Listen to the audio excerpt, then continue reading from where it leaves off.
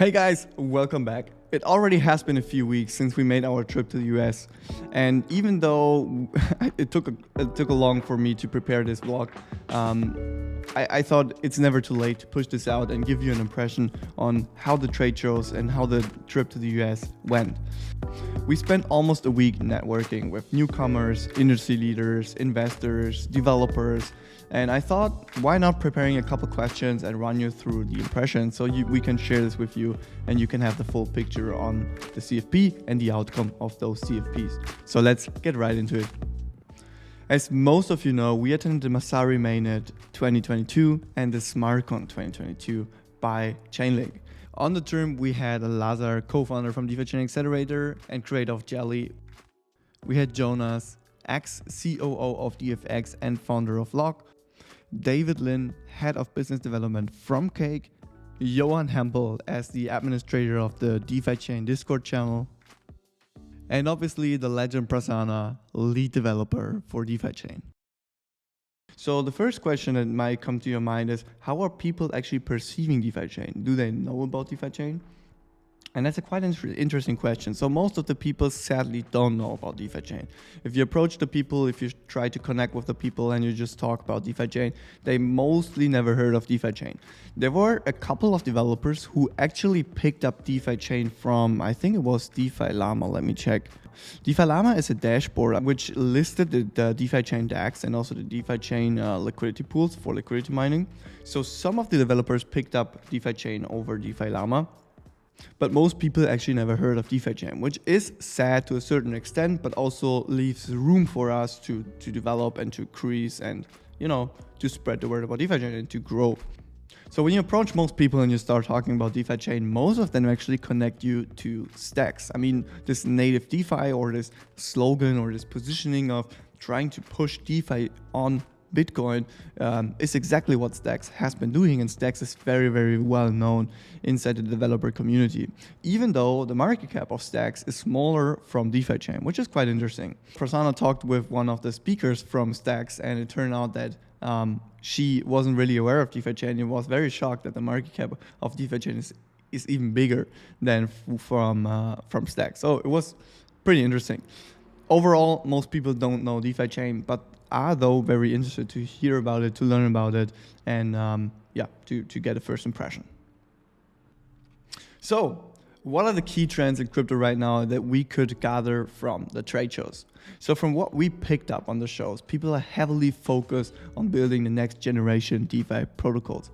When it comes to yield protocols, it is notable that actually most of the people are trying to get away from those high inflationary protocols, and they're trying to push this narrative of sustainable DeFi. So I talked to a lot of people, and a lot of people try to always argue that their yield is coming from transaction fees, the yield is coming from, some sort of protocol fees, and it's redistributed so that the users who use the service pay for the others to earn.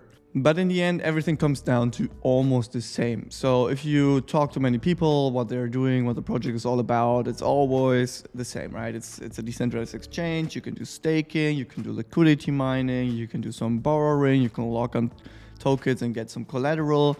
And also, we saw a lot of other projects that try to go into this de-asset direction with some different approaches. On Smartcon, we met a lot of Chainlink developers. So Smartcon was very, very Chainlink focused. I mean, it was also hosted by Chainlink, and most of the people there actually wanted to learn about Chainlink, how the oracles work, what Chainlink has new to offer, so on, so on. A hot topic that caught off for our attention was the introduced mechanism Proof of Reserve. It's a mechanism that should allow importing real-life data more effortlessly to the blockchain. It's very, very interesting. They claim, and this is very fantastic, to be able to bridge a balance of a bank account on-chain in real time. This is very huge because if we have this could lead to a new generation of stablecoins. I mean, just imagine you could track the balance of a bank account and then simply import the data, and then you can always verify that the stablecoin is backed by real dollars. So this is very, very cool, very impressive. And it was also very cool that Prasanna had the chance to talk to the project leaders connect and to secure the contact, just in case if we can maybe bring some of those technologies later on to DeFiChain when they are live. So let's dive into the next question. How are other projects promoted? This is very interesting, especially for us as DeFiChain Accelerator, since we are trying to promote DeFiChain, right? So the common strategy is actually to have a dedicated booth, right? So you just go there, you have your project booth, people come around, people ask you what you're doing, and then you talk about it. This is cool, and we should definitely consider this for the next time. We didn't for this time, only to the reason of capacities. So we weren't really sure if we can pull off having a booth and organize everything. But probably for the next times, we have a little bit more insight, we have a little bit more experience, and we could do something in this direction if we want to. What we did is we did a sponsoring on Messari Mainnet. So we had a partnership with Decrypt. It was a completely sponsored area for DeFiChain. We had some interviews with the people, and we had a very good positioning also inside the complete hall. Some projects are actually running the extra mile, and they are organizing after parties, which is very cool. And they were also trying to, impress people with some giveaways to hook them, have some raffles you could participate. And this is definitely very, very cool, and something we want to take into consideration for the next trade shows. So what is important for DeFiChain to become one of the leading DeFi projects, especially after seeing other projects on the show? First of all, we need to solve the US dollar issue. It's still a blocker for developers to onboard, and it's still a blocker for developers to build something around the US dollar. So whenever you want to build an application that is based or has the US dollar as a very important factor in it, as a component, then people are hesitant to build on top of that. Second one is definitely that we need to open up more partnerships, and we need to improve the interoperability of our D assets. So most of the crypto projects out there, they really focus on partnerships, acquiring developers. They do a lot of marketing just to bring developers on their blockchain to build new applications.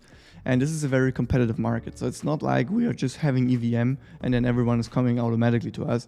We really need to hook the people, and we really need to make sure that people are having a good documentation, that people can get started with DeFiChain, that people understand how to build on it, that people understand why the US dollar is off peg, and people really get introduced to all of that. And that won't be an easy task, so we definitely need to work on that to improve the partnerships and actively onboard high quality developers to DeFiChain. We need to improve our visibility in the US, which is pretty low right now in the moment. I mean, as I told you, most of the people don't know about DeFiChain, never heard about DeFiChain. So we definitely need to attend more of those trade shows just to be recognized more often on those events, to be there, to connect with developers, industry leaders, exchanges, so on and so on. People will memorize us, and they do. We spend a lot of time, just talking to people, and we also went to the after parties. We try to attend the most events as possible. And after spending some time over there, you started to recognize people recognized us.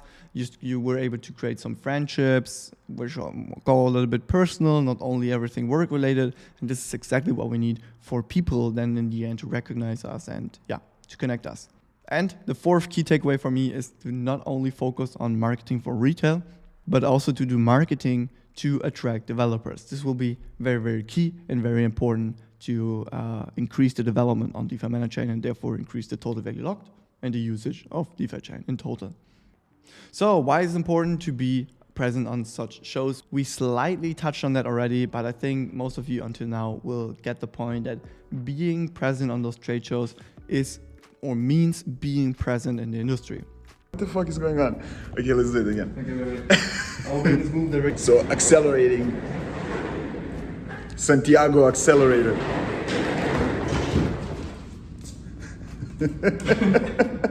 We can talk to investors, we can talk to developers, we can attract developers, we can onboard people, and we can just be there, be present. And then people may wonder, okay, interesting. Jelly, I see DeFiChain here already for the third time. Maybe that's an interesting project. Let's check it out. And more and more people will get used to DeFiChain. Also very cool that Cake DeFi did one of the trade shows now in Singapore. This is very important. If the whole community here approaches that, Also, DFX did some trade shows, and also some of the community members, as you already know, attended us or joined us to go to New York. So we definitely need to push that forward. Really happy that community is working on that and that everyone is doing his part here. And yeah, this will not be our last trade show CFP. So last question, who have you been talking to? Anything you can talk about? And it's a very interesting question. So we talked to a lot of people. My Telegram is full of new contacts. We still have a lot of ongoing discussions we cannot really talk about, but you may notice that Julian recently attended the Scott Melker's show, The United States versus DeFi. Who will win? That was very cool because we met Scott at Mainnet, and this is the contact that in the end brought Julian into the show. So we also met the founders of the Liquidity Protocol. This was very exciting. We shared a lot of ideas, and we are still in discussions regarding the US dollar. We met people who are organizing crypto events like the Paris Blockchain Week, more sponsor opportunities, and also we talked to a lot of investors and obviously developers. And now we come to an end. Thank you very much for watching until this point. Thank you very much if you supported our CFPs, if you made this happen, that we could go there and network for the community with the DeFi community out there. I hope we have your support in future to push things forward and to connect to more people, to build up more partnerships, and to attract more developers. With that, thank you very much. Have a wonderful day and see you next time.